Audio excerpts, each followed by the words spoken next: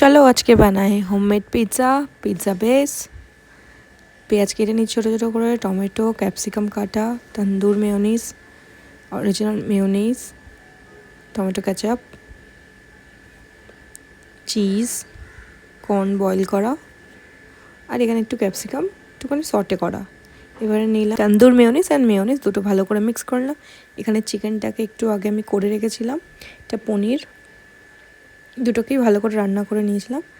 দুটোকে মেয়োনিজ দুটোকে মিক্স করে নিয়ে ভালো করে ব্রেডটাতে মাখিয়ে নিলাম, একটু বেশি করেই দিলাম যাতে একটু সফটনেসটা থাকে ওর মধ্যে। এবার দিয়ে দিলাম কেচাপ, টমেটো কেচাপ দিয়ে দেওয়ার পর দিয়ে দিলাম টমেটো, তোমার ইচ্ছা মতন তুমি দিতে পারো। আমি পেঁয়াজটাকে একটু মিডিয়াম স্লাইস করে কেটে কেটে দিয়েছিলাম। তারপর দিলাম সরু সরু করে পাতলা করে কাটা ক্যাপসিকাম, তার মধ্যে পনির,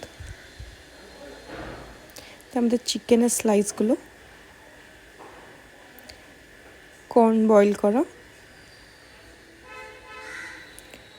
অরিগ্যানো, এবার একটু দিলাম চিলি ফ্লেক্স দিতে দিতে আমি একটা ভিডিও নিতে ভুলে গেছি, সেটা হচ্ছে তোমার চিজ কি করে দিলাম। তারপর মাইক্রোওভেনে দিয়ে দিলাম। এই হলো ফাইনাল।